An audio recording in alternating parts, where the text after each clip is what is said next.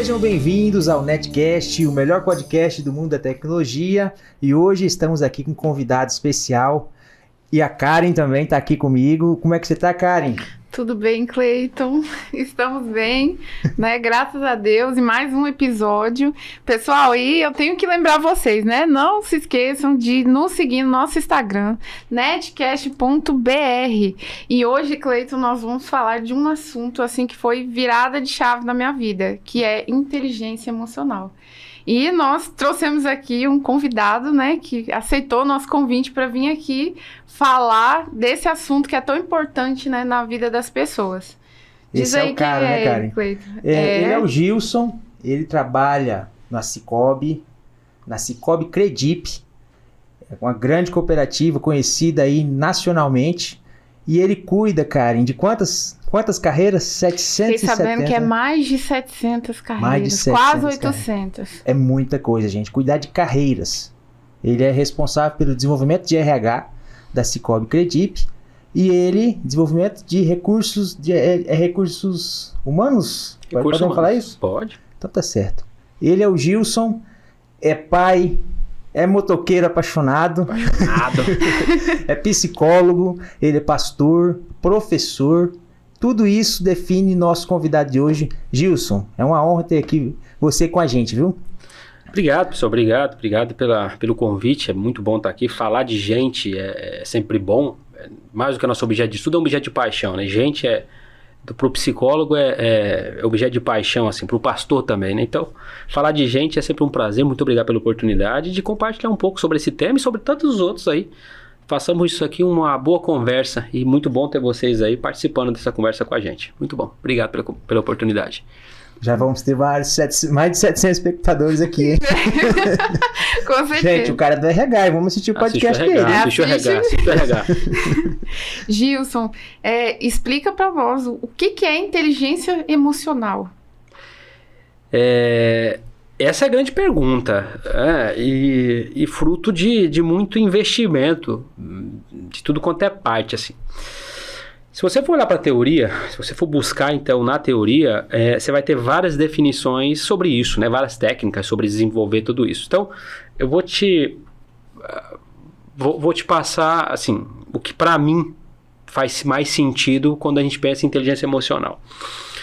Inteligência emocional é uma ação de equilíbrio, ou estratégias de equilíbrio entre o meu mundo interno e o meu mundo externo. Isso é uma inteligência emocional. Não é algumas questões que você decora, é algumas questões que você aprende a se autorregular. Porque tem coisas na vida que vai te exigir mais ou menos intensidade dessa ou daquela emoção. E quando você tem condições de olhar para esse externo, para esse mundo externo, e buscar dentro de si equiparar a resposta emocional que você tem para esse externo que acabou de acontecer, isso é inteligência emocional.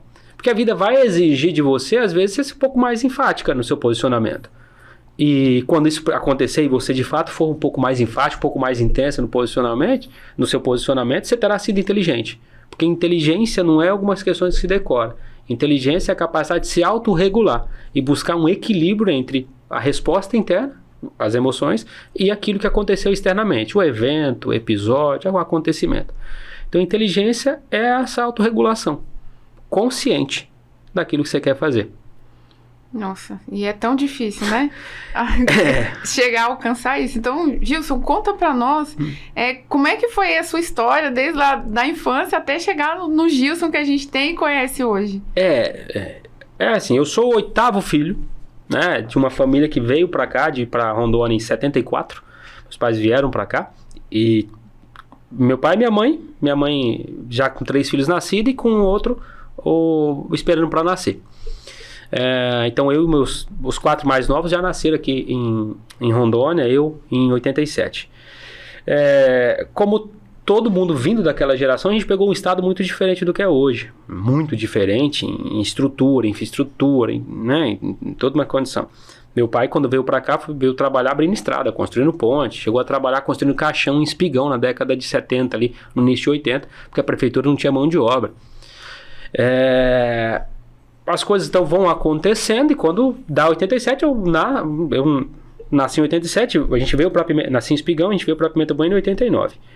E como caçula, você tem aquelas questões, né? Você é o filho preferido, e também o mais combatido, né? Porque normalmente fala o caçula, né? O nosso caçula, a mãe bajula. Mas não é uma questão de bajulação, eu penso, né? Quando eu nasci, minha mãe tinha 7 experiências de como ser mãe, né? Meu pai tinha 7 experiências de como ser mãe. Então ela já sabia algumas coisas, né? Eu tenho 2 filhas, como o Cleiton falou. Eu tenho a Cecília, 4 anos, e a Agnes, indo para fazer 7 agora. Eu tenho para com a Agnes mais expertise em ser pai do que eu tinha com a Cecília. Então a Cecília foi meio que um laboratório, né? Então, a gente chega, começa sempre muito dedicado a essas questões de estudar, muito influência do meu pai, né? Um outro mito sobre a questão de inteligência emocional é que inteligência emocional está relacionada a currículo acadêmico, e não está. Não está mesmo, assim. Meu pai tem até a 4ª série, sabe assinar o nome, assim. Mas meu pai é uma das pessoas mais inteligentes que eu conheço, emocionalmente falando, dos mais inteligentes que eu conheço. E de uma das lideranças mais fortes que eu tenho na minha vida, assim. Na minha vida, assim. Esse é meu pai. E não pela questão de paixão de filho e pai, não é disso que eu tô falando. É questão de homem que ele é. Mesmo sendo muito simples. Eu me lembro muito do meu pai comigo, me puxando pelo braço, e ele dizia assim: não, esse aqui é meu filho mais novo, me chamava de pequeno, né? Esse aqui é o pequeno, meu filho mais novo. Esse aqui vai ser doutor um dia. E eu até hoje, eu tô com 36 anos, ele me falava isso antes dos 6, que eu me lembro que era antes de eu entrar no prézinho. Então ele me falava isso há mais de 30 anos atrás. Eu até hoje tenho o hábito de leitura, de estudar, e eu não tenho um dia que eu não abra um livro que eu não lembro dessa frase do meu pai falando na minha cabeça: esse vai ser alguém um dia, esse vai ser doutor um dia. E olha como é que isso é importante, como é que tem nessa questão de você fazer com que o outro cresça, de que você equalizar essas questões. Meu pai trabalhava pra caramba, num estado completamente inicial, tudo era difícil pro meu pai, mas aquela era a realidade dele. E o que ele queria pra mim era outra coisa. E ao fomentar isso em mim, ele me faz diferente e me dá uma condição de ter uma história diferente da dele, por exemplo. Né? Isso é inteligência emocional também. Essa é a questão. Certeza. Isso é muito legal. Quando criança, era gago e fanho. Né? Hoje eu ganho a vida praticamente falando, mas era gago e fanho. Aprendi a falar sozinho, a controlar diafragma sozinho no fundo de casa, porque eu sofria muito bullying, né? Imagina aquela época, hoje isso é terrível, imagina aquela época. Então eu ia pro fundo de casa e aprendi a falar sozinho, né? Então eu engoli algumas letras, ia para fundo de casa. Eu me lembro de ficar ali muito tempo treinando, repetindo as mesmas palavras até conseguir falar certo. E aí vai pra cadeia, vai pra estudar, e aí aprendo a falar direito, e começo a estudar com essa questão do meu pai falando: não, vai ser alguém um dia. Eu falei: então eu tenho que estudar. As coisas vão acontecendo. Sou formado em administração, vou para psicologia, porque sempre quis ser psicólogo. Psicologia não me escolheu, eu escolhi psicologia, sempre quis ser, porque cuidar de gente sempre fez muito sentido, né? Eu via isso muito no meu pai, né? E de novo, inteligência emocional fazendo legado, né? Então eu fui cuidado uma vez, eu quero cuidar de gente. Então cuidar de gente hoje é a minha vida, é o que eu gosto de fazer, e toda a trajetória da minha vida foi direcionada por essas coisas, assim. Então o cara que você está vendo hoje é fruto de um histórico inteiro de ser cuidado e cuidar. Essa é a relação que eu acredito quando se fala no bom profissional, né? Eu aprendo e ensino. Essa é a relação. Nossa, que prazer deve ser, né? Quem é cuidado agora por você... Ouvir isso, né? Saber que é alguém que gosta de pessoas, que tá ali olhando para as pessoas, exato, né? Então, nossa, que incrível, né? Ter a oportunidade de estar aqui com alguém que gosta de falar isso, né? E, assim, falando um pouco de mim agora, né? Uhum. Uma vez alguém chegou para mim e falou: mulher não tem jeito para isso, né? Eu sou da área de TI, né? Para quem não assistiu os outros episódios, e eu escutei isso. Na época... eu não tive inteligência emocional para lidar com a situação. Isso me desmotivou de um tanto, assim, que eu achei que isso era verdade, porque você sofre preconceito de todo lado, né, nesse sentido. Hoje, mais nem tanto, né, assim, já é mais normal, tem muitas mulheres já no ramo, né, e a gente sempre tem aquela cobrança de se provar muito mais do que o normal, para dizer: olha, eu tenho capacidade, né. E aí, depois, né, um colega meu foi falar essa palavra pra mim: Karen, você precisa estudar inteligência emocional. Isso não é verdade, né? Você não... isso foi sua emoção que te fez levar por esse caminho aí. Não vai com calma, né? Tem isso aqui, inteligência emocional. Ele me deu um livro de presente e foi quando eu comecei a entender. Então, isso foi muito importante pra mim, esse tema, né? De inteligência emocional. Porque no início da carreira, ninguém me falou que eu tinha que ter isso. Eu tinha essa coisa na cabeça, né? Eu tenho que estudar, eu tenho que ser muito boa tecnicamente, né? E para poder entregar bem. E não é só isso. Não é só isso. Né? Então, conta um pouco pra gente. A gente sabe que o Cicobi tem um processo seletivo de alto nível, né? Agora tem academias aí que treinam as pessoas pra participar do Isso é novidade, eu não sabia disso não, mas eu não sabia. Já tem um curso rodando por aí. Você quer entrar no Cicobi, né? Vem aqui que vou te preparar para processo seletivo. Tem consultoria, tem gente ganhando dinheiro com consultoria. Tem gente ganhando dinheiro com consultoria. Então, conta um pouco pra gente como é que foi montar esse processo, né? Que é tão requisitado, que as pessoas querem ir participar, né? Se preparam antes pra ir. Cara, essa é a grande... Essa é uma pergunta bastante recorrente. As pessoas me falam assim, né? Como é que eu faço para entrar lá? O que eu tenho que fazer? O que eu tenho que saber? Mas voltando um pouco nessa questão assim, pegando um pouco nessa sua história. Um dia alguém te falou alguma coisa e isso te deu uma resposta emocional muito grande. Esse entendimento aqui vai ajudar bastante o pessoal que está nos ouvindo aí a entender o que é inteligência emocional, tá? Imagina que você foi no mercado e você foi comprar uma água dessa, você foi no caixa e a pessoa do caixa falou assim, olha, essa água vai te custar R$1.000. Você pegou a caixa, olhou para a pessoa e falou, cara, não tem sentido isso, não tem cabimento, eu conheço essa água, eu sei que essa água, apesar de muito boa, né, mas essa água não custa tudo isso. Porque eu sei que em outros mercados, estabelecimentos, essa água custa muito menos que isso aqui. Então eu não vou te pagar R$1.000 numa coisa que eu sei que não é isso que você está me dizendo. Está acontecendo algum erro. Seu sistema está com algum erro, ou seja, tem alguma outra explicação que não... tem alguma outra explicação para dizer que essa água não custa R$1.000. Tá ótimo. O que você acabou de fazer? Você olhou para um fato e analisou esse fato de fora dele. Você disse, olha, eu conheço isso aqui, eu sei isso aqui, eu sei que as coisas não são assim. Há de se ter outra explicação para isso que está acontecendo aqui agora, que não esse absurdo que você está me falando que vai custar R$1.000. Porque você sabe o valor do dinheiro, você sabe o valor da água, e você sabe questionar essas coisas. Emoções, quando a gente usando isso como de analogia, emoções são como moedas. Você compra as coisas com emoção. Quando você for para a faculdade, você precisou ter atenção, dedicação, esforço, concentração, autorregulação. O que são isso? Emoções. Quando você foi trabalhar, você teve que suportar pressão, você teve que desenvolver resiliência, teve que desenvolver autogestão. O que são isso? Emoções. Não tem nada que você faça nessa vida que não te custe um preço emocional. Então, partindo desse pressuposto, emoções são moedas com as quais você compra as coisas, você adquire as coisas. Você quer comprar um carro, você vai ter que disciplinar, então, o seu desejo por comida, porque você não vai poder pedir delivery todo dia. O que você está fazendo? Você está se autocontrolando, você está controlando o seu desejo. O que é isso? Emoção. Você quer construir sua casa, você vai ter que abrir mão de algumas coisas. Por quê? Porque você precisa angariar recursos para casa. Entendeu? Esse é o aspecto, ou seja, não tem nada nesse mundo que você consiga que você não te custe um preço emocional. Mas a gente entende emoção como uma coisa romântica, a gente entende emoção como uma coisa poética, e não é. Emoções são moedas através das quais você consegue tudo que você vai fazer na sua vida, você precisa pagar um preço emocional de todas as coisas. Quando você então está diante de algum evento externo que te soou estranho, um ataque pessoal, por exemplo, uma mulher não serve para isso aqui. Quando você não entende, olha o quanto isso emocionalmente te custou. Olha o preço emocional que essa experiência te custou. Te custou muito. Se você tivesse naquele tempo, talvez, pensado nessa questão, falou, cara, quanto que vale essa pessoa que me falou? Essa pessoa que me falou vale quanto? Eu pagaria R$1.000 para ouvir essa pessoa? Não. Essa pessoa não vale para mim R$1.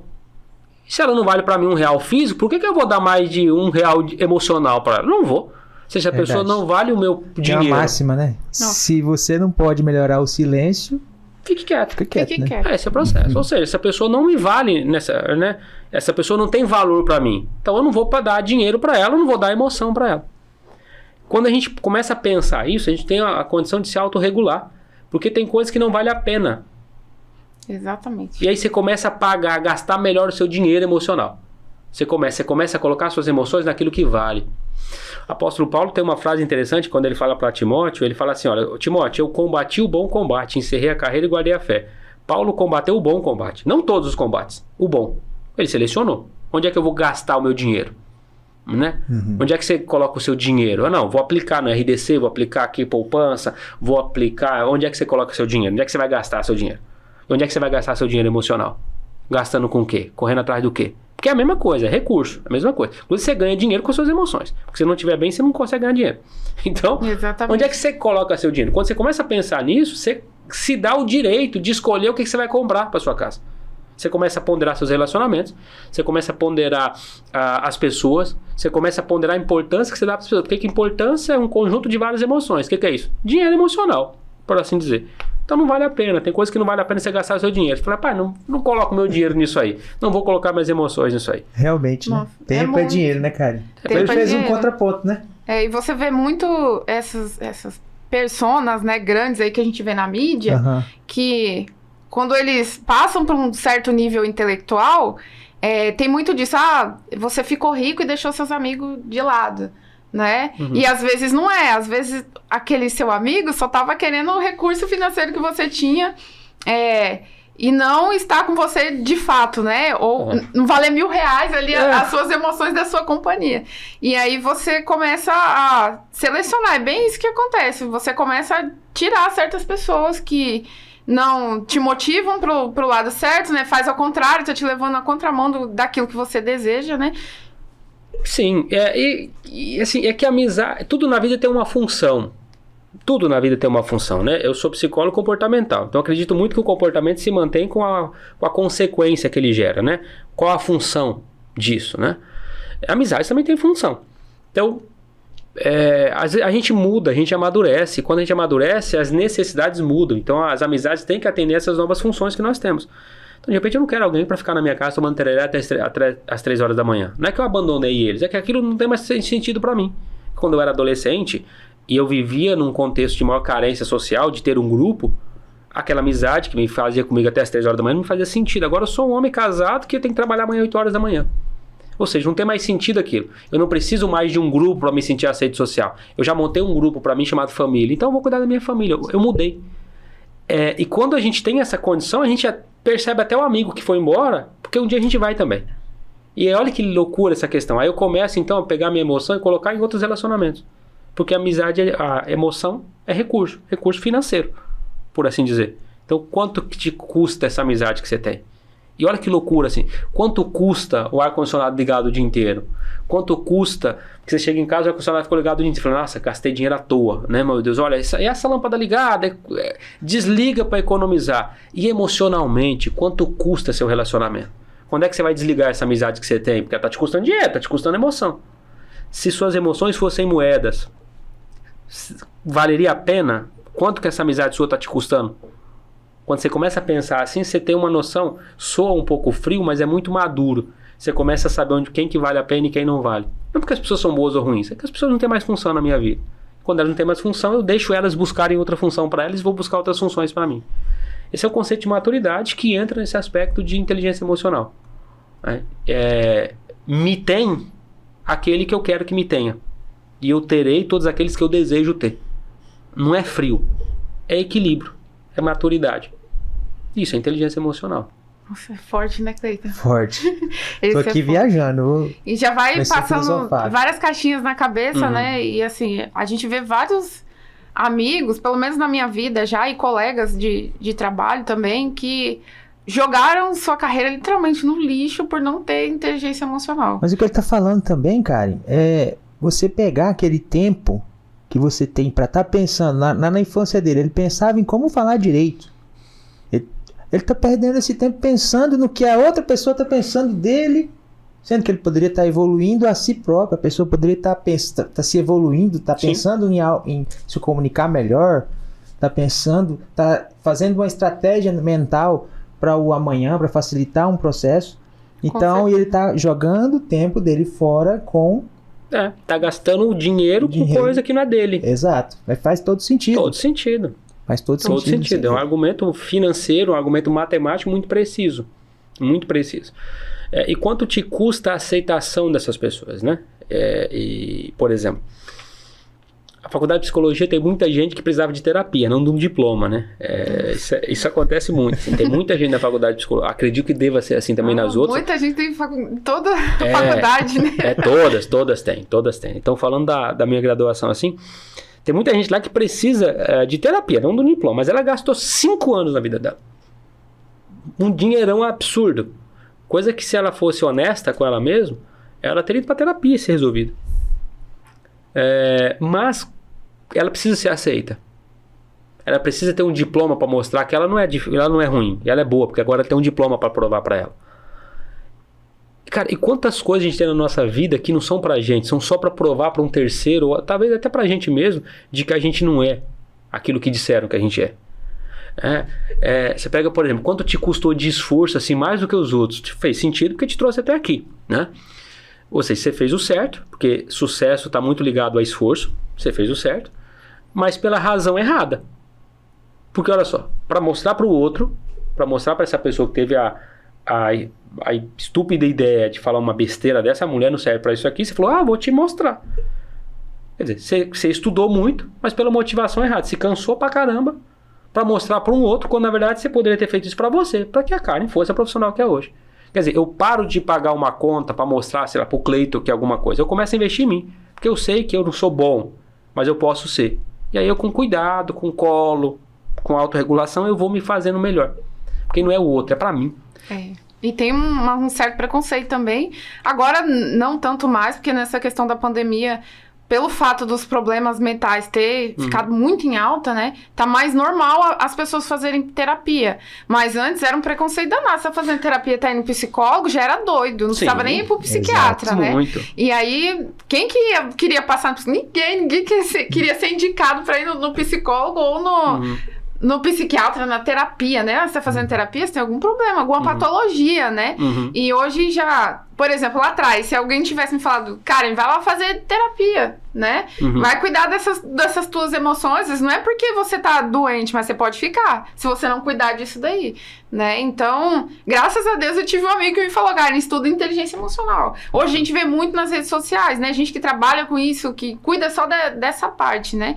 E voltando agora para essa parte empresarial, né, corporativa, ali no processo seletivo, quando a pessoa tá entrando, como é que é aí um dos filtros básicos para captar aí se a pessoa tá mais estável emocionalmente ou não? Não precisa falar todo, pode ser só algumas dicas aí. Uma vez eu vou até cortar, o Gilson fala no seletivo, ele fala assim, se vocês quiserem me enganar, vocês vão conseguir. Ele fala isso.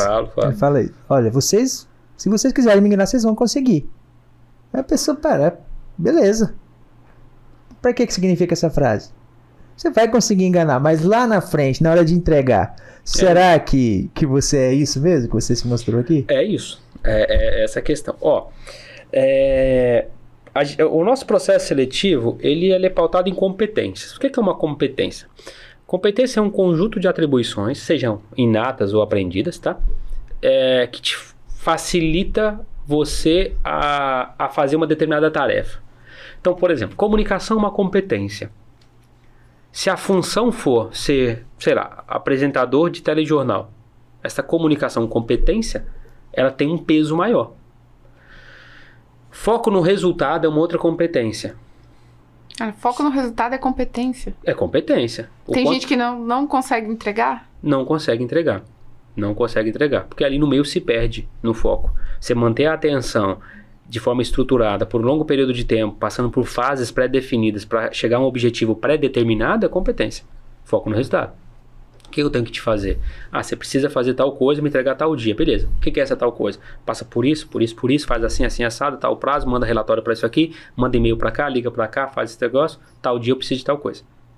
Eu consegui te entregar lá porque eu me organizei para fazer isso aqui, me autogeri, é uma competência.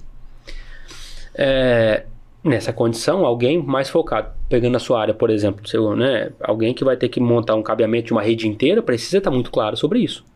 Né? Precisa ter. São competências distintas para funções distintas. Então tá. O que acontece? As pessoas vêm muito para seletivo, e não só no Cicobi, mas para o geral, querendo saber o que eu faço para ser contratado. Mas não é sobre isso. Ser contratado é o menor dos seus problemas. É o menor dos problemas. É o que você vai fazer com a sua contratação que importa.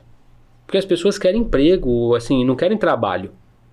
Eu acredito. Isso é terrível, cara. Isso é terrível. As pessoas querem emprego, as pessoas querem um salário, não querem trabalho. É muito difícil levar as pessoas a entenderem isso. De que não é sobre ser contratado, é sobre crescer. E crescer envolve essa abertura para se permitir. Essa frase que o Cleito falou, ela faz muito sentido pra gente pelo seguinte: você vai fazer um recrutamento baseado em competência, a pessoa foi lá, e olha que loucura isso aqui. Existem competências e existe aplicação social de competência. Então, por exemplo, as pessoas vão fazer seletivo e elas se articulam, elas se comunicam, elas articulam e sei lá, elas conseguem, vamos pensar assim, elas conseguem enganar o avaliador. E aí, com 2, 3, 4 meses ali, a pessoa fala, cara, você fez muita propaganda de si, você é muito bom para se vender, mas muito ruim para se entregar. Então não tem condição de você continuar com a gente, você vai desligar com o colaborador. Mas olha que loucura, essa pessoa tem a competência, porque ela foi contratada. Ou seja, ela tem aquela competência. Mas ela está tão cega a respeito das coisas que ela usou a competência que ela já tinha de forma errada. Ou seja, ela tendo a competência, não usou para o que deveria. E aí ela vai ser mandada embora mesmo tendo a competência. Olha que loucura, isso entra no aspecto de desperdício. O que você tem de gente boa com auto-engano é enorme. Por isso que eu te digo assim, não é sobre ser contratado, é sobre se permitir ser moldado. Porque as empresas, elas têm uma roupagem interna própria. Então é o quanto eu vou ser capaz de me tornar um funcionário daquela empresa. E as pessoas estão muito enganadas com isso. As pessoas vêm com currículos enormes e currículo não mantém emprego. Não mantém. O que mantém emprego é comportamento. É isso que mantém o emprego. Então as pessoas precisam dessa condição. Então o que eu olho lá? Eu olho o quanto que a pessoa tem de potencial para evoluir. Basicamente isso que eu olho. O quanto que você tem, o quanto que essa pessoa que está aqui hoje, ela tem condição de se tornar um bom funcionário para a Cicobi Credip no médio prazo. O quanto que ela vai permitir eu tirar essas cascas que ela tem. Quanto que ela vai permitir eu lidar com essa insegurança? Quanto que ela vai me permitir lidar com esse baixo conhecimento do mercado financeiro que ela tem? Porque, de fato, o mercado financeiro é muito específico. O quanto que ela está disposta a aprender? O quanto que ela está disposta a me dar de emoções aqui para eu tornar ela um bom funcionário? Porque a diferença entre o assistente e o presidente é tempo e dedicação. É o tempo e dedicação num único propósito. É isso que faz. O seu Jonas, o nosso presidente, tá na cooperativa desde sempre, é um dos sócios fundadores. Minhas principais lideranças estão lá há 20 e poucos anos. Mas esses caras um dia foram assistente. O que mudou de uma coisa para outra? Tempo e dedicação. Eu me dedico para aquilo. E crescer dói, né? E nem todo mundo quer pagar o preço, né, das emoções para isso. Exato. Porque não é fácil, às vezes, você chegar num... Por exemplo, eu imagino que o presidente lá da Americanas, que trocou várias vezes, ele sair de lá que estava com uma cultura, né, corporativa, ir para outra e deixar ser moldado por essa nova corporação. Não é fácil você... eu já tenho 20 anos, né? Eu já vi muita coisa. Né? E deixar as outras pessoas dizer para ele como é que tem que fazer a partir de agora. Ok, eu sei que você tem esse conhecimento, mas me ouve aqui primeiro. Né? E não é fácil fazer isso se você não tiver inteligência emocional. Senão você não vai saber aceitar ser moldado, né? Como você disse. Eu tenho para mim que as pessoas estão muito apaixonadas por si mesmas há muito tempo. Eu acho que as pessoas são muito apaixonadas por si mesmas, né? E a gente vive num processo meio decadente, no geral, né? Então, assim, o cara que eu fui ontem não tem sentido hoje. Porque hoje é outra coisa. Parece um pouco demagógico isso, parece um cursinho de coach, sabe? Mas faz muito sentido essa questão, né? Eu tenho 2 filhas, como já dito, eu tenho a Cecília, assim, e a Agnes. O pai da Agnes não é o mesmo pai da Cecília. Não pode ser. Porque a Cecília tem uma outra linguagem afetiva, a Cecília tem uma outra questão, a Agnes é uma outra pessoa. Né? O Gilson, que trabalha no RH, não é o mesmo Gilson em casa. Ou seja, o marido da Drica, né, não é o gerente de RH, é o Gilson, é outro cara. E precisa ter isso. Porque se eu for muito apaixonado ao meu crachá, eu sou o gerente de RH, de uma das maiores cooperativas do Brasil. Nossa, eu cuido de 700, quase 800 caras. Se eu me apaixonar muito por isso, não é esse cara que vai ter que ir em casa. Esse cara não é o marido da minha esposa. O marido da minha esposa tem que ser outra coisa. Eu não posso me apaixonar por uma das versões que eu sou. Isso que é legal. quando eu me desapego de mim mesmo, eu me abro para aprender. Eu acho que as pessoas estão muito apaixonadas por si mesmas. A gente contrata pessoas com muito potencial, mas as pessoas não se abrem para ser moldada. A gente vai trabalhar ego, vai trabalhar temperamento. As pessoas falam, não, mas eu tinha razão. Eu falo, não é sobre razão que eu estou falando aqui. É sobre produzir o melhor resultado. E mesmo com a sua razão não está permitindo que se construa o melhor resultado. Você consegue abrir mão da sua paixão por razão e se abrir para aprender a construir bons resultados coletivos? Não consigo. Então você não serve para trabalhar com a gente. Olha que loucura essa questão. As pessoas estão muito apaixonadas por si mesmas, né? E a gente está vivendo muito de autorromance. Eu acho isso um pouco decadente. Acho que o que você fala, Gilson? Você vem em contraponto aí. Antigamente a gente tinha muito bem definido processos, tudo quadradinho, burocrático. Hoje é muito dinâmico, a concorrência está aí. Tem muitos setores que precisam de processos não saiu de moda, mas o que está forte agora é a cultura, né? Você treinar pela cultura empresarial. Eu vejo que na Cicobi a gente percebe uma cultura muito forte, né? Que as pessoas se alimentam daquela cultura e quem continua cresce, quem continua vai. Eu acho que muito tem disso, né? De se desenvolver, de se permitir desenvolver. Sim, sem dúvida. Em toda empresa isso é fundamental. Toda família, aliás, toda organização social, seja ela regida pela CLT ou não, ela é importante, né? Eu tenho 12 anos de casado. O cara que casou é muito diferente do cara que tem hoje aqui. Aquele cara que quando casou é outra situação. Você casa, então você aprende a ser marido. Aí depois você tem filho, você vai ter que aprender a ser pai. Depois você tem outro filho, você vai ter que aprender a ser pai de 2 pessoas. Aí depois você se torna sogro, você vai ter que aprender a ser sogro. Depois você se torna avô, entende? A vida não é a gente vai aprendendo essas fases da vida assim. Dentro de uma empresa esse aspecto, né? Porque quem vai levar essa empresa para frente? As pessoas têm tomado consciência da sua finitude. Sim. Então assim, eu não vou durar aqui para sempre. E quando, né? A Netway é um exemplo dessa condição, né? Aquela portinha que era lá atrás, até virar esse prédio bonito que tem aqui, né? Se a coisa fosse só lá atrás, aí vocês ainda estavam numa portinha lá atrás. Né? É o fato do dono conseguir trazer para si gente que quer crescer junto. E aí eu trago pra gente que sonha. Eu vou crescendo junto, vou moldando junto, é isso que leva à frente. Porque Gilson, você levantou a bola. Agora a gente tem que aproveitar, né, Karen? Faz. Se você está procurando um provedor, uma internet de qualidade, venha para a Netway. Planos de 1 GB, de 180 MB a 1 GB, internet rural. Então, Netway, matriz em Rondônia, temos muitas conexões em Mato Grosso, uma rede enorme. Você quer saber se a sua cidade tem Netway? Entre www.netway.com.br, tanto planos residenciais, rurais e também empresariais. Estamos muito fortes também no agronegócio. Você que tem fazenda aí na região de Comodoro, região de Campo Novo, vamos conversar. A gente tem propostas, tem links dedicados para a sua propriedade rural. Karen, falar também da Inksoft. Inksoft, né? Você falou daquele prédio bonito.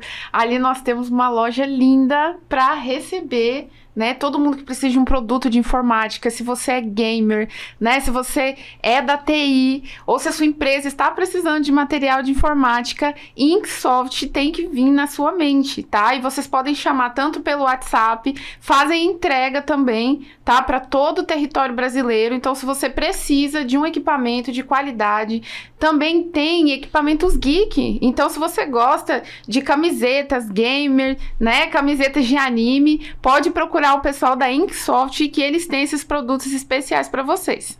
E eles são patrocinador aqui do Netcast. Patrocinadores, nossos apoiadores aqui principal, né, do Netcast. E Gilson, voltando aqui agora no assunto, você falou uma coisa muito importante, que tem muitos gestores que nos assistem também, né? E essa parte de entender que você não pode falar da mesma forma com todo mundo é extremamente importante. Muito. Né? Porque nós temos muito, antigamente, né? Hoje não, mas na cabeça de que o líder tinha que ser uma pessoa forte, né? E tinha que ter uma fala extremamente firme e ter um posicionamento assertivo. Só que isso não quer dizer que você tem que gritar com as pessoas, né? Aham. E já tem gente que se você falar assim, ela vai entregar o mesmo resultado. Uhum. Não importa, né? Mas tem outras pessoas que, se você falar uma coisa dessa, no outro dia ela te entrega a carta pedindo as contas, né? Então, fala um pouco pra gente sobre esses perfis comportamentais, né, das pessoas. Legal.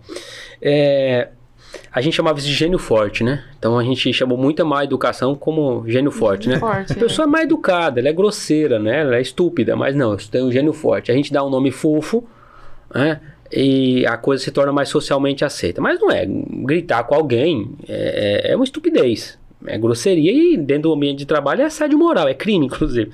É crime, né? As pessoas têm tomado consciência disso, né? Então, a boa educação deve reinar não só para manter boas relações, mas para manter o bom rendimento jurídico da empresa. Porque gritar com alguém é assédio moral. Ainda mais se isso é recorrente no aspecto dessa questão aí. Então tá. Dentro dessa relação assim, o que é comunicação? Não é? O que para mim é comunicação? E eu trabalho nesse sentido assim, tanto em sala de aula, em palestras, enfim. Comunicar, o que é comunicar? Comunicar é tornar algo comum. Isso é comunicar. Então, por exemplo, se eu começar a falar aqui sobre o utensílio inventado há muitos séculos a fim de repousar, né, a lombar, né, para conseguir descanso dos membros inferiores, do que eu estou falando? Uma cama. Não. De uma cadeira. Cadeira. Uma cadeira. Cadeira mesmo inferior. Isso é assim. Olha que loucura, eu tô falando de uma cadeira, mas quando eu falei não ficou comum entre nós. Ou seja, se eu continuo falando aqui, vocês não sabem nem do que eu tava falando. Não é igual telefone sem fio, né? Mas é uma loucura esse aspecto, porque aí eu entro numa condição muito legal da comunicação, que é tornar comum. O que é o bom comunicador? Aquele que é capaz de tornar aquilo sobre o que ele quer falar comum a todo o público. Isso é comum. Eu estou tornando comum. Eu quero falar de caneca, vou falar de caneca. Não, só olha, a caneca branca da Netcast aqui, ó. Estou tornando essa ideia comum. E quando eu torno isso aqui comum entre nós, eu posso discorrer a respeito dela. Aí eu sei que você vai entender. Eu sei que eu vou me fazer entendido. E que você vai sair daqui sabendo do que eu falei. Sabe o que acontece com muitos gestores? Eles não querem dizer o óbvio. Porque o assistente não é gestor. Então não dá para esse cara que entrou hoje na empresa entender a mesma coisa da empresa do que aquele que está lá há 6 anos, há 10 anos. Então esse cara que está aqui há mais tempo, ele precisa dizer o óbvio para tornar a empresa comum. O que acontece muito e é muito conflito, é que o gestor ele acha que o assistente tem que saber tanto quanto ele. E como para o gestor ele sabe muito da empresa, ele fala, não, isso aqui é óbvio. E ele não diz o óbvio. E aí começa uma questão meio telepática na empresa. Eu daqui te olho com uma cara esquisita, e você começando agora na empresa, me olha de lá com uma outra cara meio perdida, né? E eu fico aqui pensando, ó, lá tá a cara. Não faz nada. Não tá fazendo nada, menina. Gente. Não é? Você fala, mas o que tem o que fazer? Não, tá na cara o que ela tem que fazer. Não tá. Não tá. Não é comum, não está comum entre eu e você aquilo que eu espero de você. E aí eu não torno comum as expectativas. E aí você não atende as minhas expectativas. Aí da expectativa para frustração é um pulo.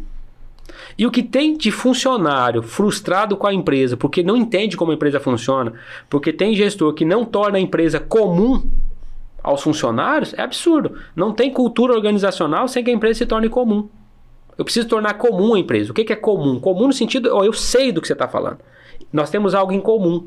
Né? Nós temos, isso aqui está ou seja, eu entendo isso, você entende isso, estamos falando da mesma coisa. É isso que é comunicação. E a gente não fala, a gente pensa que comunicação é falar. E não é falar. Comunicação é tornar comum. E aí eu ajusto linguagem. Porque se eu estivesse falando, por exemplo, com um engenheiro, provavelmente ele saberia que era uma cadeira logo de cara. Entende? Se eu começar a falar aqui de relação de tríplice contingência, em que o reforço, né, em que a consequência aumenta ou diminui a frequência ou a probabilidade do comportamento acontecer, isso é uma linguagem muito técnica da psicologia. Vocês não vão entender. Se eu estou falando de psicologia desse jeito, não estou tornando comum. Eu estou falando, mas não estou me comunicando. Entendi. Então, exatamente. O bom gestor é aquele que entende a linguagem comum da pessoa, do público com que ele vai falar. Se eu estou falando com um técnico, eu preciso falar como um técnico. Se eu estou falando com alguém, com um assistente iniciante, eu preciso tratar dele como um assistente que está iniciando. Se eu estou falando com alguém cuja linguagem emocional é um pouco mais afetiva, eu preciso respeitar isso. Se eu estou falando com alguém que procura ser alguém mais direto, eu preciso ser mais direto. Eu preciso falar tal qual o público precisa que eu fale.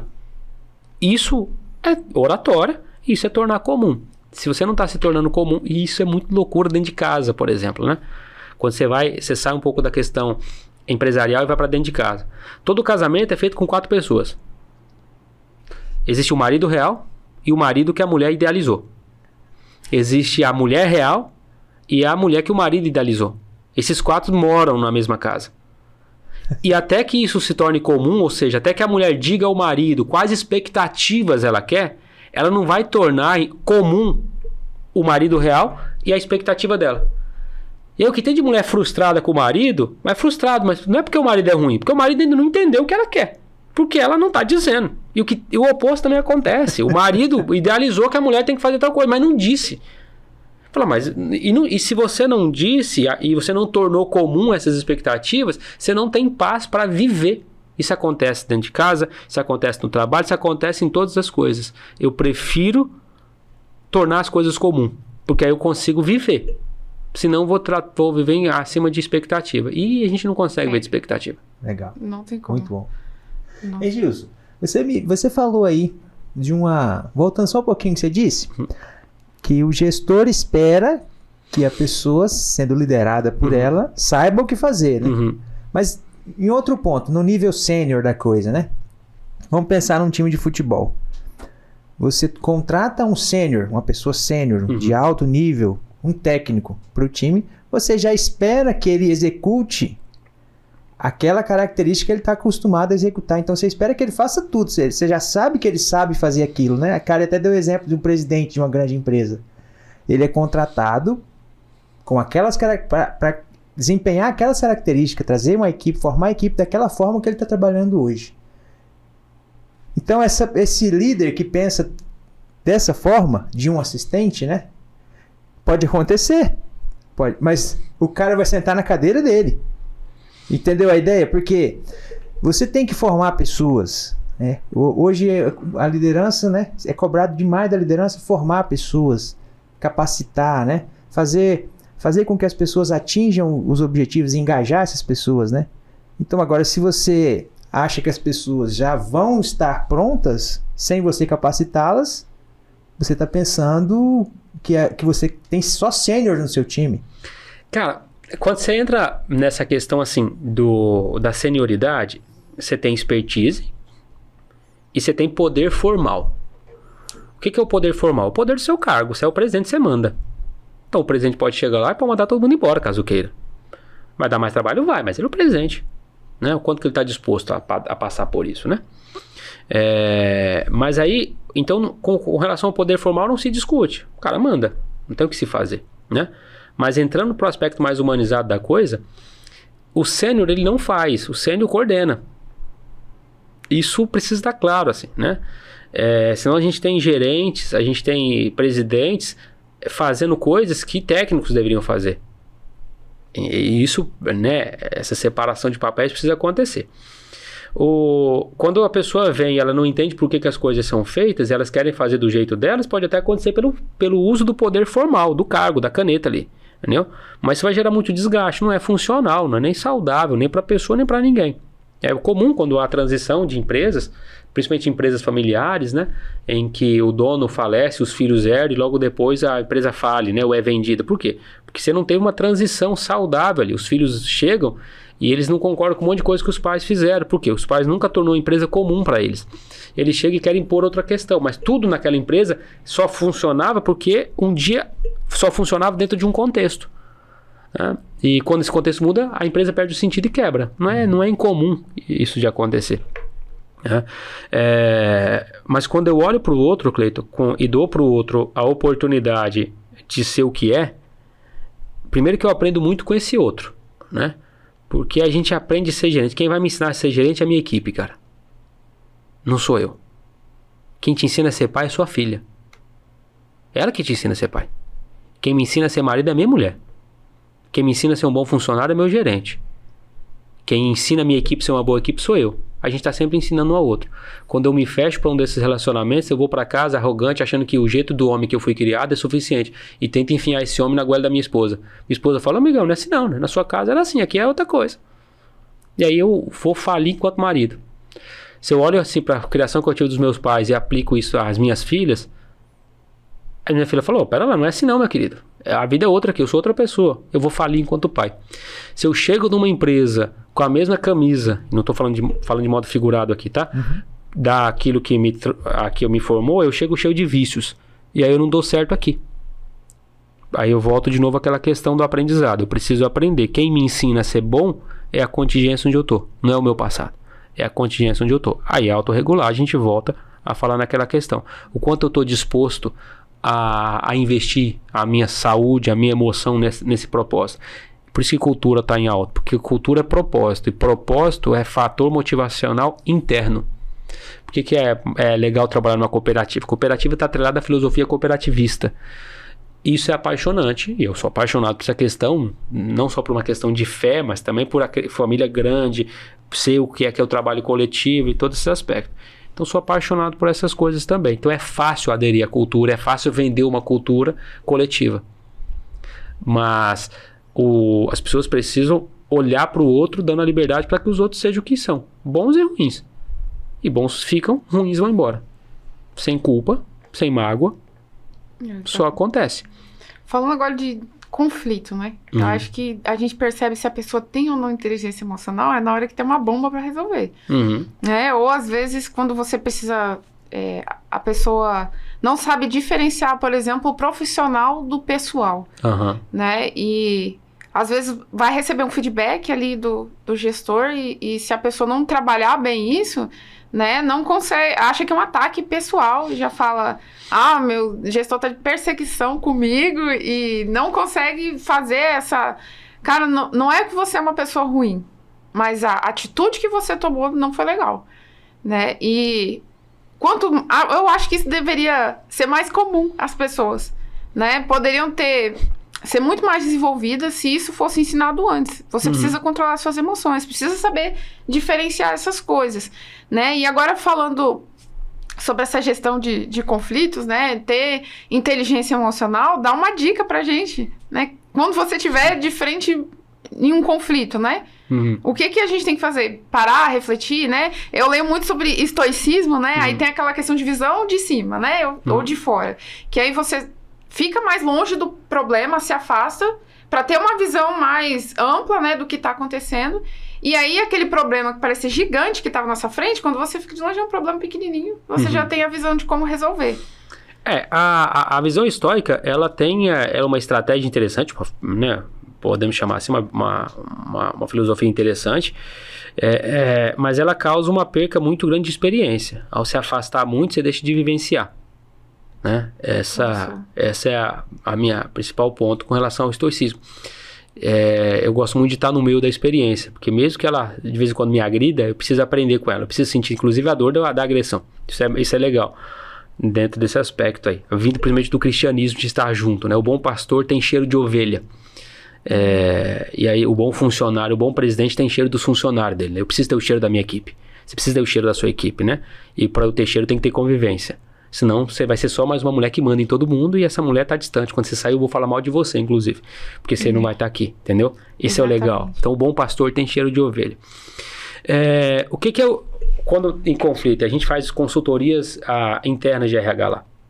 Então quando tem um conflito numa determinada equipe, a gente vai lá para separar as coisas. Separar o que é de cada um. Porque todo conflito tem muita bagagem que não tem nada a ver com o conflito. Tem muita bagagem pessoal.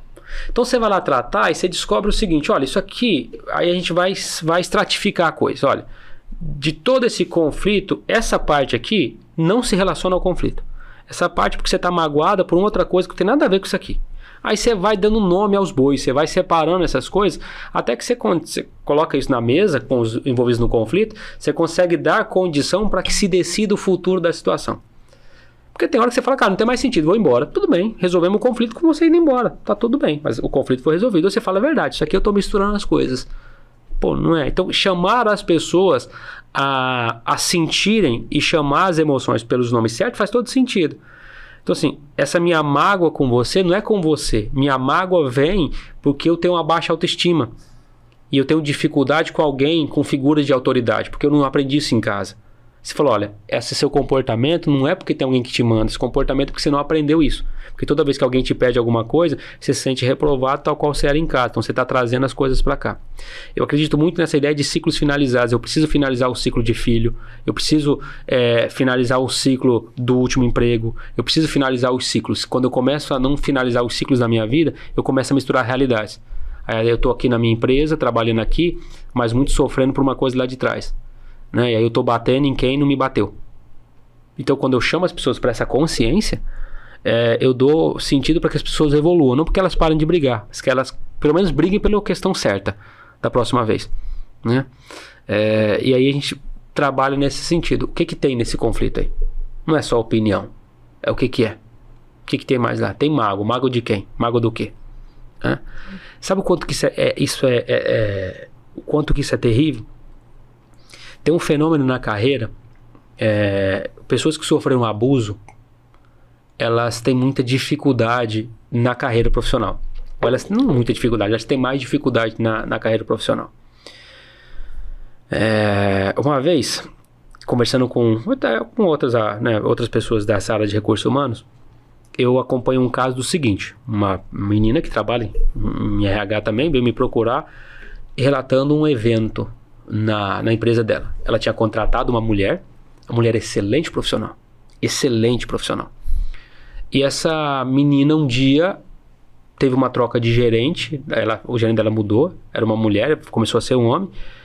Pouco tempo depois veio um pedido de desligamento dessa menina. E essa gestora de RH ficou surpresa, falou, como assim? Né? A menina estava em ascensão, como assim? E ela foi tentar entender, foi nesse momento que ela procurou pra gente trocar ideia. A gente troca muita informação, ninguém é bom sozinho, né? É bom porque a gente troca muita informação. E é bom não, né? A gente consegue bons resultados porque troca bastante informação. E aí ela veio procurar e a gente foi investigar. Pela descrição do comportamento, eu suspeitei de algumas coisas e a gente foi conversando e um dia ela chamou essa mulher para conversar. Falou, o que tá acontecendo? Aquela conversa, né? E a mulher começou a chorar. E aí ela olhou, pegou na mão dessa menina e falou, vou te fazer uma pergunta aqui. Você já sofreu algum tipo de abuso na sua infância? A menina se desesperou e começou a chorar e falou, olha, a primeira vez que eu conto isso pra alguém. Essa mulher tinha 40 e poucos anos. Ela falou, quando eu tinha 9 anos eu fui estuprada em São Paulo. Ela morava em outro estado, tá? E o meu gerente me lembra o meu abusador. Olha que loucura isso aqui. Tô falando de uma mulher de 40 e poucos anos de idade, que foi abusada há mais de 30, que hoje tá sofrendo por uma coisa lá de trás. Se eu não me abro, e aí todo mundo que é gestor precisa ter essa noção disso, se eu não me abro para entender o ser humano nas suas complexidades, eu descarto pessoas. Olha que loucura essa condição. E o gerente dela não tinha ideia disso, porque ele lembrava ela. E lembrava de aparência física. E aí ela foi investigar, falou, mas ele já tentou alguma coisa? Ela, não, ele sempre me tratou com muita educação. Mas ele já te tocou? Eu falei, não, ele sempre me tratou com... Ele é muito educado comigo. Mas toda vez, inclusive quando ele me chamava para conversar, ele sempre foi muito educado comigo. Mas até quando ele me chamava para conversar, para tentar me ajudar, me lembrava ele, porque foi nesse contexto, foi essa pessoa que me abusou, tentava ajudar minha família. Então, o fato dele ser solícito comigo me lembrava, inclusive, o fato que o meu abusador também era. Ou seja, olha que loucura essa questão. Isso é terrível. Quando eu entro num conflito com o coração aberto para separar conteúdos, eu dou sentido e torno possível que o conflito real venha à tona. Porque às vezes o conflito ali não era de briga. O conflito era ciclos não encerrados. Olha que loucura. Uma funcionária, pronto, ela acabou saindo da empresa, né? Foi para terapia. E achei muito interessante que há uns meses atrás, eu vi no LinkedIn que ela tinha sido promovido para gerência na empresa dela. Ou seja, ela conseguiu viver lá fora. Mas porque um dia alguém chegou para ela e abriu a mão, estendeu e falou, deixa eu te ajudar. Eu soube que no Cicobi tem um programa, né, de apoio psicológico. De apoio, né? A gente custeia as 7 primeiras sessões da terapia, caso o funcionário queira. A gente custeia já nessa condição aí. Porque eu tô contratando alguém pronto, mas esse alguém tem um histórico, né, cara? Tem um passado aí. Eu preciso ajudar essa pessoa a ser bom, né? Eu costumo dizer assim que o futuro é um passado bem vivido. É isso que você precisa entender, né? O que você quer estar quando você tiver com 60 anos de idade? Eu quero estar com minha casa, essa questão. Então você tem que viver bem esse futuro para que você tenha um bom passado. O futuro é um passado bem vivido, a gente não vive, a gente constrói bons passados. Bugou. Não. Bug aqui, não. Vamos lá, vamos pensar assim. Eu tenho 10 anos de formado, cara. Sim. Mas eu me lembro quando há 15 atrás, quando eu comecei a faculdade, eu me lembro de pegar a moto do meu pai, uma Todai 94 que ele tinha, e ir pra Cacoal fazer um cursinho pro Enem. Sim. Lá inclusive na Face Média, onde eu me formei. E eu me lembro que naquele tempo ali, eu parei perto de onde era o Vitaçuca ali, parei, né? Eu me lembro de debruçar no guidão da moto e falar assim, cara, eu preciso dar um jeito, eu preciso fazer alguma coisa, né? E eu tinha naquele dia, debruçado no painel daquela Todai, eu me lembro assim, essa decisão que eu vou tomar hoje vai mudar o resto da minha vida. E eu fui pra Cacoal. E aí pra Cacoal pra fazer o cursinho pré-ENEM, porque eu ganhei uma metade da bolsa no ENEM, lá atrás. Aquele dia marcou muito a minha vida, de uma experiência muito pessoal minha, né? Acredito muito Deus me direcionando ali. Se eu não tivesse feito isso naquele dia, eu não tivesse vivido isso naquele dia, esses 15 anos, considerando 10 anos de formado e 5 anos de graduação, teriam passado. Mas eu não teria o bom passado que eu tenho desde aquele dia. O futuro que me era aquele dia, hoje é um passado que eu tive. Entendi. Foi o fato de eu ter vivido aquele futuro conforme eu quis que me deu um bom passado. Então vocês não vivem futuro, vocês constroem passados. E quanto antes vocês perceberem isso, melhor para vocês. Melhor pra gente, que vai chegar... E pegando o link aí, né? Interessante, que aí vem... Quem te conhece sabe que você já foi até Machu Picchu, lá até Cusco, né? No Peru, de moto. Talvez venha desse dia que você decidiu, agora eu vou me apaixonar por moto, porque eu vou precisar ir pra Cacoal todo dia de moto. Sem dúvida. Eu vou fazer disso aqui um prazer. Tá todo nesse aspecto. Mas aquele motoqueiro, a gente foi em 2017 pra lá, volta, 2018 eu descubro a Cecília. E aí o sonho de motoqueiro acabou ali.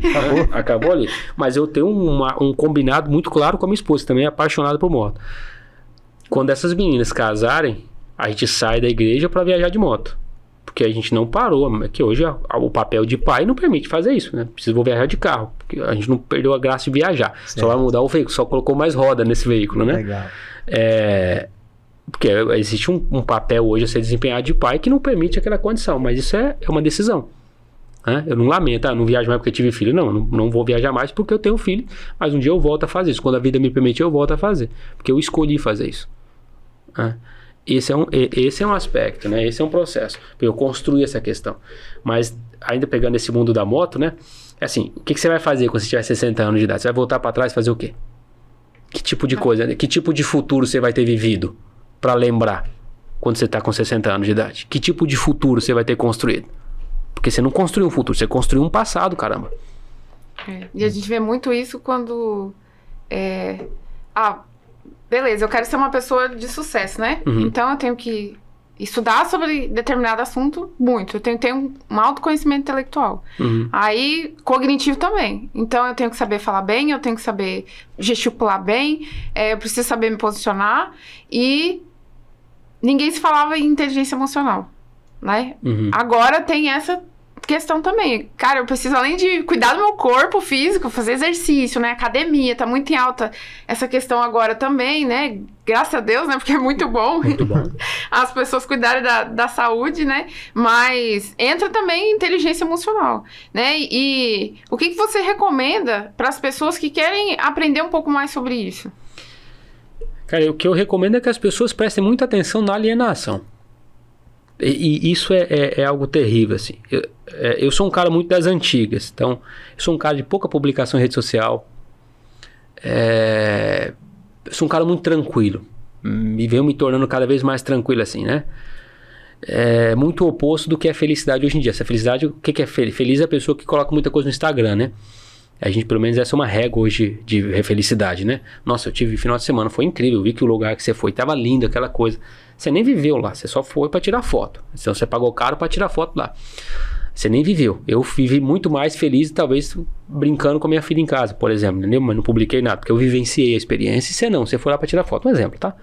Nessa condição aí. Então, o que eu penso que seria o ideal? As pessoas prestarem bem atenção a esses processos de alienação. O que é alienação? É eu condicionar uma coisa a outra. Eu ligar as coisas de forma em que eu não possa ser isso sem ser isso aqui. Então, me preocupa assim que as pessoas estão indo para terapia não para melhorar, mas para se validarem. As pessoas estão indo para academia porque agora, assim, eu vou para academia para mostrar para você que eu sou saudável agora. Então, ou seja, não estou indo para academia para mim, estou indo para você. Tô indo por você, eu tô alienado a você. Tô alienado a esse mundo digital. E aí as pessoas não são felizes, né? Tem uma música antiga do Belchior que eu acho fantástico. E acho fantástico. Eu tinha um amigo na faculdade que gostava muito, né? Um tiozão, a gente brincava com ele, um tiozão. Hoje eu me tornei o tiozão que falava dele. E tem uma música do Belchior assim, uma frase assim, né? Um dia um analista, amigo meu, me disse que desse jeito eu não serei feliz direito. As pessoas estão muito atrás de como ser feliz. As pessoas estão indo fazer inteligência emocional para se validar. Não, agora eu sou inteligente porque eu tenho um diploma nisso. Não é sobre o que você sabe, é o que você se torna. A vida não é sobre o que se tem. De novo, parece muito clichê. Você fala, nossa, eu tô ouvindo até agora para me dizer o óbvio. O óbvio precisa ser dito. Não é sobre o que se sabe, é sobre o que se é. Então eu posso ter os diplomas que quiserem, mas se no momento em que a vida exigir de mim eu não souber me posicionar, eu não posso saber o que se quiser. Eu não terei sido em nada. Então muito bom que as pessoas estão buscando, isso é muito legal. Mas o que eu queria dizer para você é assim, já que você tá lá, aproveita. Já que você está na academia, malha para você ficar sarado, ficar saudável. Já que você for para terapia, se abra para se tornar o melhor para você. Esquece o outro. Vai para você. Experimenta. Vai com você. Se abra para o processo. Você já está lá. Faz para você. No dia que você se tornar uma referência primária das razões do porquê se age daquele jeito, você vai ter entendido o que é equilíbrio emocional. Forte. Forte, muito importante. E a gente tem É o que você devia ter ouvido lá atrás, né, cara? Se tivesse ouvido uma frase dessa... Nossa, eu tinha evitado muitas noites de choro. Muitas noites de choro. Mas agora... Faça por isso. E não é egoísmo, né, gente? Não, cara, não é egoísmo. E é até bom pra tirar essa confusão da cabeça, porque eu achava também que tinha essa questão de se achar demais. E não tem nada a ver com isso. Você vive melhor, você se relaciona melhor com as pessoas à sua volta. Você, estando bem, você deixa as pessoas em volta de você melhor também. E é isso que as pessoas esperam. Quando eu invisto em mim, eu chego em casa melhor. E minha mulher precisa de um marido melhor. Então quem que cuida desse marido? Primeiro sou eu. Eu tenho a responsabilidade de cuidar do marido da minha esposa. Porque esse cara sou eu preciso cuidar bem dele. Minha filha merece um pai bom. E quem tem responsabilidade de me tornar um pai bom? Sou eu. Porque ela merece um pai bom. E quem é o pai dela? Sou eu. A empresa que eu trabalho merece um funcionário bom. Quem é esse cara? Sou eu. Então eu tenho a obrigação de cuidar dele. Eu preciso cuidar de mim para eu conseguir fazer as entregas que as pessoas esperam que eu faça e que eu tenho de fazer. Então não é egoísmo, é inteligência. Eu sou inteligente o suficiente para isso. E eu sou mais inteligente para me separar de pessoas que se alimentam da minha autoagressão. Eu vou me separando dessas pessoas. Eu não posso me tornar um show de horror ou um show decadente para as pessoas que estão à minha volta. Eu não posso me tornar um espetáculo decadente para as pessoas que estão à minha volta. Eu preciso mudar a plateia. Quem são meus amigos? Meus amigos é o cara que você comprou. Pô, que legal, cara. Você comprou um carro novo. Cara incrível. Tô feliz pra caramba por você. Esse tipo de gente que eu tenho que ir atrás. Pô, você conquistou, cara. Cara, que legal que você é uma mulher que tem destaque na área de TI. Fantástico isso. Quando eu fiquei sabendo, eu falei, cara, não é muito legal ver isso. E que Deus abençoe que tenha cada vez mais mulheres assim, que olhando para a sua história, fala, cara, que legal, vou para essa área. Assim como tem homens para psicologia. A psicologia é muito feminina. Né? E assim, porque não é sobre... É sobre ser. Então eu vou ser um bom profissional de que eu tenho. Esse é o aspecto. É sobre isso que se trata a inteligência emocional. Ah, mas fulano falou mal de mim. Quem é fulano? Quanto que fulano vai me custar? Emocionalmente, pensando em dinheiro, né? Quanto que eu estou disposto a pagar por essa crítica do Cleito? Por exemplo, o Cleito não tem importância. O Cleito é um cara que não tem ligação comigo, por exemplo. Quanto que eu estou disposto a pagar por essa crítica que ele me fez? Quanto disposto? Cara, não estou disposto a pagar nada. Então tá ótimo, irmão. Eu respeito a sua opinião, vamos embora. Ah, você é frio. Não é frio. Eu sou inteligente o suficiente para saber quem vale a pena na minha vida. E espero muito que as pessoas saibam isso também. Porque não é sobre ser frio ou ser egoísta. É sobre ser inteligente. Muito bom. Gilson, agora nós temos umas perguntinhas aqui para fazer para você, que a gente sempre faz no final dos nossos episódios, né? Que é umas perguntas sobre tecnologia, que a gente sempre gosta de saber dos nossos convidados, né? Como é que é a sua relação com essas máquinas, né, que nós temos agora. Exato. Né? Então, a primeira aí que a gente vai fazer para você é qual é a tecnologia que você acha, assim, que foi a melhor, assim, criada até hoje? Eu sou meio das antigas, sabe? Eu acho que a coisa começa... Acho que toda tecnologia que junta pessoas, para mim, é fundamental. Que conecta. Né? E não dá para apontar uma só, acho que no geral assim, né? Desde a televisão que juntava as pessoas em casa, até a internet que permite que eu fale com meu pai ou com meu irmão que está lá em Santa Catarina, ou meu pai que mora no outro bairro e que às vezes na correria eu não consigo ir lá com ele. Tudo aquilo que junta pessoas, para mim, é fundamental. Por isso que a internet, inclusive vocês falando da Netway, a internet da casa do meu pai Netway, tá no meu nome, porque eu mudei de lá e era de lá. Então, fantástico. Hoje, vocês precisam funcionar muito bem, senão meu pai me liga e fala, minha internet! Não, então, vocês têm que funcionar muito bem, a minha também então tem que funcionar muito bem, que meu pai é um cliente, assim, que consome muito e ele é chato, né? Pequeno, o quê? Minha internet, acabou aqui essa internet. Fala, pai, vou resolver aqui, né? Resolver. Não, pai, o senhor ligou na internet, ligou na tomada, pai? Não liguei não. Falei, então liga, aí não tem como funcionar não. Até essas coisas, assim. Não, tá certo. Depois você manda a conta lá pra Netway pra ele dar desconto pra você, viu? Você tá dando suporte pros caras. Não, exatamente. Não, mas eu faço uso já há bastante tempo já do serviço ali do Netway. Pra mim é muito bom. Legal. É muito bom. Em Gilson, deixa pra gente aí uma frase de efeito aí pra pôr numa camiseta, uma frase sua aí. Você tem uma? E rapaz, é difícil até pensar. Aquelas coisas que você tem muita coisa pra dizer e na hora que você precisa não vem nada na cabeça. Cara, assim... Não sei, é difícil sintetizar. Eu acho que aquela, o pastor tem cheiro de ovelha que você o bom pastor tem cheiro de ovelha, cara.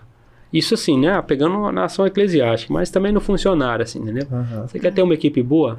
Tem o cheiro da sua equipe, cara. Tem o cheiro da sua equipe. Precisa ter o cheiro da sua equipe. Muito bom. Tá junto, né? Isso engaja demais, né, Gil? Isso engaja. E isso permite, cara, assim, uma relação humana das coisas. Porque, assim, a liderança é muito ingrata. As pessoas olham pra você e falam, você tem que ser perfeita. E não tem, cara.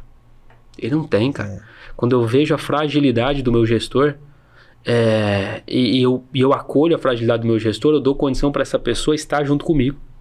E quando ele vê a minha fragilidade e acolhe minha fragilidade, a gente constrói uma relação boa.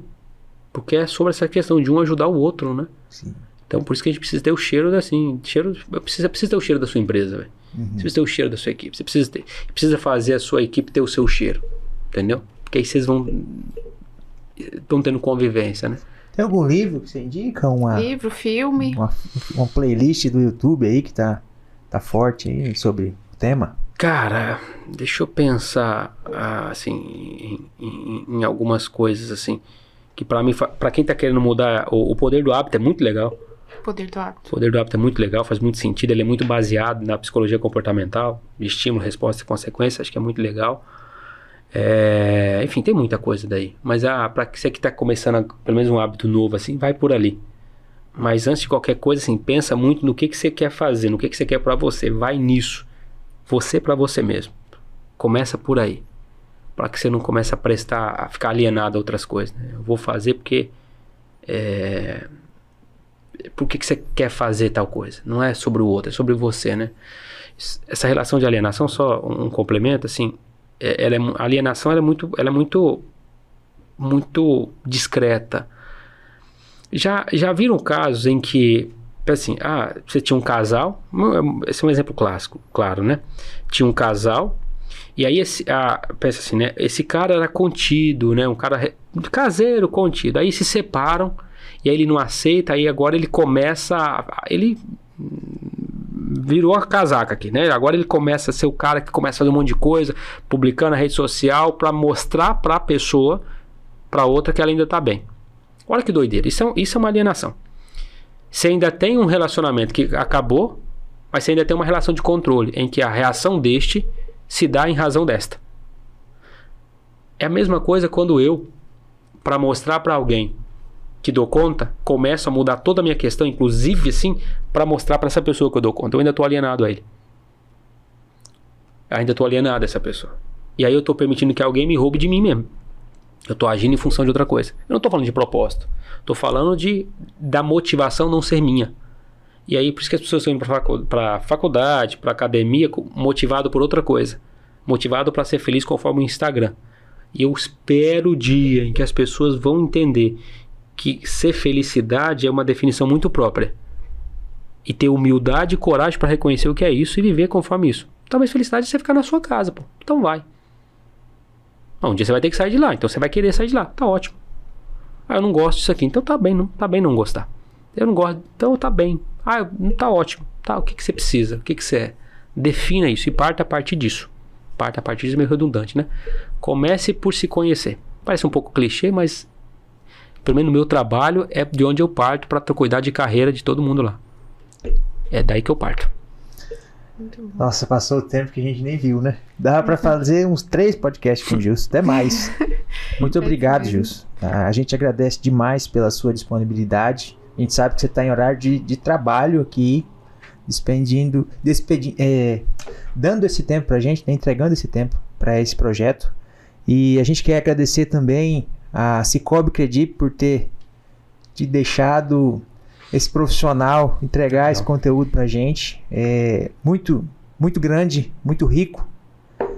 Karen, se quiser fazer a... Gilson, muito obrigada, né? Para mim é um prazer mesmo conhecer, né, um profissional desse aqui ao vivo, né? E muito obrigado por ter, né, aceitado o convite, estado aqui conosco, né, em mais um episódio do Netcast, levando esse conhecimento, né, que é tão importante para todo mundo, né? Que como você disse, né, na família, no trabalho, né? Exato. No seu relacionamento com a sua religião, com as coisas que você decide. Né? Então, isso é muito importante, né? Muito obrigado, né, pela sua presença aqui. Né? E pessoal que está aí nos assistindo, muito obrigado por nos acompanhar em mais um episódio do Netcast. Valeu, pessoal. Tchau, tchau. Pessoal, obrigado, pessoal. Obrigado pela oportunidade. Obrigado mesmo. Valeu. Até mais, até mais, Gilson. Valeu. Muitíssimo obrigado.